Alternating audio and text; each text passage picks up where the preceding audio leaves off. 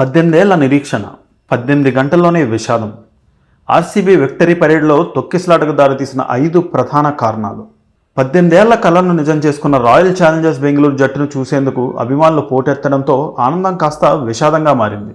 Chinnaswamy stadium వద్ద జరిగిన తొక్కిసలాటలో ప్రాణాలు కోల్పోయిన వారి సంఖ్య చూస్తే కలచివేస్తోంది. ఈ దుర్ఘటనకు దారితీసిన పరిస్థితులను విశ్లేషిస్తే కొన్ని కీలక కారణాలు వెలుగులోకి వస్తున్నాయి.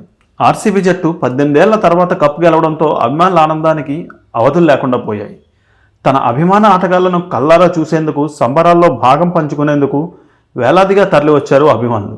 కర్ణాటక ప్రభుత్వం, పోలీసులు ఊహించిన దానికన్నా ఎక్కువ మంది అభిమానులు రావడంతో పరిస్థితి అదుపు తప్పింది. సరైన భద్రతా ఏర్పాట్లు లేకపోవడం, తొక్కిసలాటను నివారించడంలో వైఫల్యం స్పష్టంగా కనిపిస్తోంది. కప్పు గెలిచిన వెంటనే హడావిడిగా సన్మాన సభ ఏర్పాటు చేయడం కూడా ఒక తప్పిదమే.